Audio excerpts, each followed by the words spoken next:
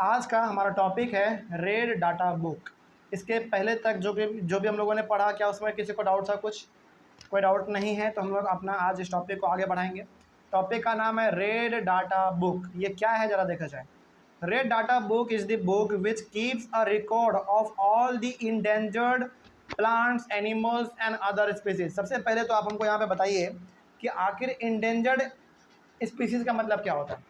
Endangered species का मतलब होता है वो जानवर या फिर वो पेड़ पौधे जो कि अभी कंप्लीटली ख़त्म नहीं हुआ है लेकिन ख़त्म होने के कगार पे है।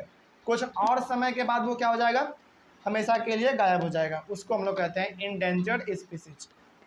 तो बेसिकली रेड डाटा बुक ये हमारा वो ऐसा बुक है जिस बुक में हर एक प्रकार के प्लांट, एनिमल और भी अलग अलग प्रकार के स्पीसीज के बारे में लिखे गए हैं जो कि इंडेंजर्ड है, मतलब कि जो कि खतरे के निशानी पे है।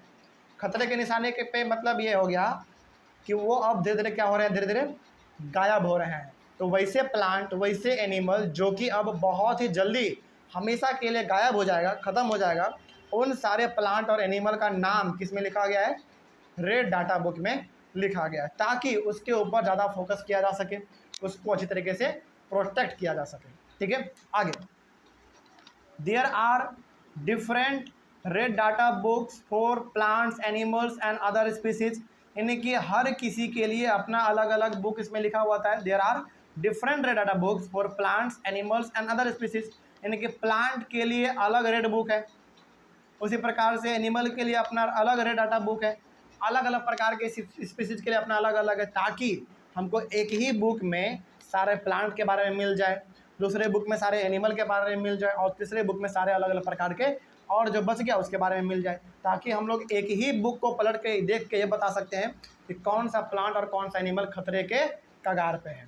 ठीक है, आगे some of the endangered species of animals listed in the red data book of India are. अब हमारे इंडिया के पास जो रेड डाटा बुक है उसमें कुछ इंडेंजर्ड स्पीसीज का नाम लिखा गया है एनिमल का। वो कौन कौन है देखो, flying squirrel, Indian giant squirrel, उसके बाद बारहसिंघा, उसके बाद black buck, snow leopard and tiger. तो ये ऐसे कुछ जानवर हैं इंडिया में जो कि रेड डाटा बुक में लिखा गया है, और ये क्या है, हमारे इंडेंजर्ड स्पीसीज है, मतलब कि ये बहुत ही कम नंबर में बचे हुए हैं और आने वाले समय में धीरे धीरे क्या हो रहे हैं, ख़त्म हो जाएंगे हमेशा के लिए।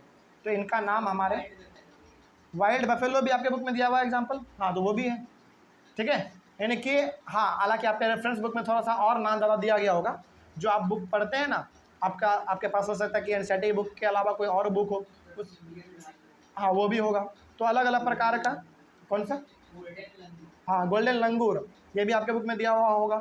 मतलब कि कुछ ऐसे जानवर हैं जो कि एनसीईआरटी में तो बहुत कम दिया गया, आपके बुक में और दिया गया होगा। तो ये सारे के सारे जानवर हमारे इंडेंजर्ड एनिमल हैं जो कि ख़त्म होने के कगार पे। इनका नाम किस में लिखा गया है? रेड डाटा बुक में लिखा गया है, ताकि इसको बचाया जा सके, प्रोटेक्ट किया जा सके, इसको हमेशा के लिए ख़त्म ना किया जाए। आगे बढ़ते हैं, नेक्स्ट टॉपिक है हमारा माइग्रेशन। इस टॉपिक में कोई डाउट नहीं ना? आगे है हमारा टॉपिक माइग्रेशन। क्या है माइग्रेशन में देखा जाए, पहले बात तो यहाँ पे ना आपको समझना पड़ेगा कि माइग्रेशन का मतलब होता क्या। देखिए, the process of a bird moving from one place to another according to this season is called migration. देखो कई बार क्या होता है ना, सीजन के अकॉर्डिंग बर्ड अपने प्लेस को चेंज करती हैं, इसी को हम लोग कहते हैं माइग्रेशन। जैसे इंडिया में भी, जैसे सपोज आपको बताते हैं ना, इसका एग्जांपल बताते हैं आपको। जब चाइना में, रसिया में, यूरोप में, इन सभी जगहों पर जब बहुत ज़्यादा ठंडा पड़ जाता है ना, तो वहाँ के बर्ड उड़ के इंडिया में आके माइग्रेट करते हैं, रहते हैं। मालूम है क्यों? क्योंकि उतना ठंडे जगह में वो सर्वाइव नहीं कर सकते हैं, तो वो उड़ते उड़ते आते हैं इंडिया में, और फिर जब वहाँ का माहौल ठीक हो जाता है तो फिर दोबारा ये उड़ के वहाँ पे चले जाते हैं। और हमारे इंडियन बर्ड के साथ भी ऐसा होता है। तो हमारे भारत के पक्षी भी इंडिया को छोड़ के दूसरे कंट्री जाते हैं, और फिर जब यहाँ पे माहौल ठीक हो जाता है तो यहाँ पे वो दोबारा आ जाते हैं। मतलब कि यदि यहाँ पे गर्मी बहुत ज़्यादा है, माइग्रेट कर जाएगा, जब यहाँ पे माहौल ठीक हो जाएगा फिर वो दोबारा आ जाएगा, है ना। इस प्रकार से हमारा बर्ड करता रहता है, इसी को हम लोग कहते हैं माइग्रेशन।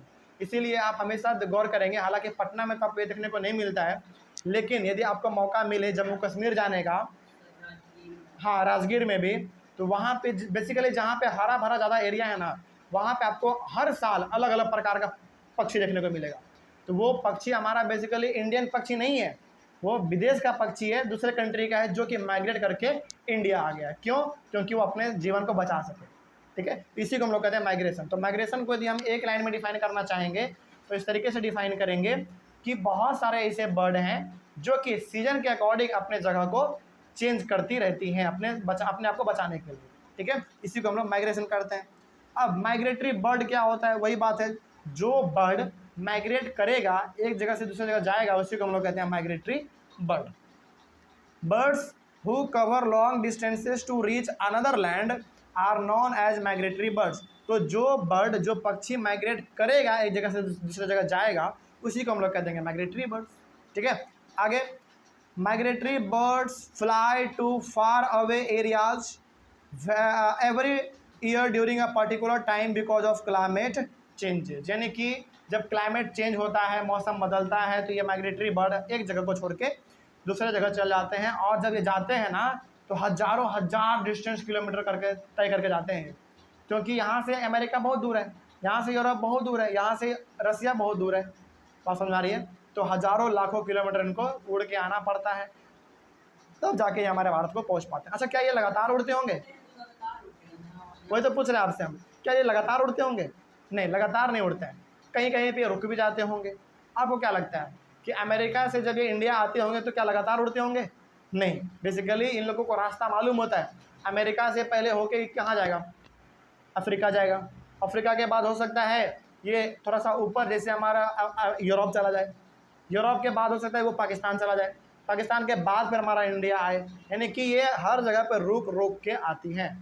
ठीक है, एक ही बार है नहीं, एक ही बार कैसे आ पाएगा भाई? इतना छोटा सा जानवर है, उसका बॉडी है, थक नहीं जाएगा उड़ते उड़ते? बिल्कुल थक जाएगा, इसीलिए वो रुक रुक के आती हैं। ठीक है, आगे, तो they fly for laying eggs because the weather in their natural habitat becomes very cold. तो कई बार क्या होता है ना, जैसे जो पक्षी जहाँ का है, जैसे मान लीजिए कि अमेरिका का पक्षी, अमेरिका में बहुत ठंडा हो गया, यानी कि वहाँ पे जाड़ा का समय आ गया, विंटर सीजन आ गया। और क्या विंटर सीजन में पक्षी अपने बच्चों को जन्म दे पाएगी? यानी कि क्या अंडा दे पाएगी? नहीं। इनको कैसा माहौल चाहिए अपने बच्चों को जन्म देने के लिए? नॉर्मल टेम्परेचर चाहिए, इसलिए वो इंडिया उड़ के आ जाती है ना। मतलब कि उस पक्षी का जन्म तो होता है इंडिया में, लेकिन वो फिर चल जाती है कहाँ? अमेरिका, अपने जगह चल जाती है दोबारा, वो जब वहाँ का माहौल ठीक हो जाता है तब। ठीक है, यही होता है हमारा माइग्रेशन। तो बर्ड बेसिकली मूव करती रहती हैं, कोई दिक्कत इसमें? चल आगे बढ़ते हैं। फिर उसके बाद हमारा टॉपिक है recycling of paper. Recycling of paper topic को हम लोग अपने अगले वाले क्लास में कवर करेंगे। मिलते हैं अगले वाले क्लास में। Thank you very much.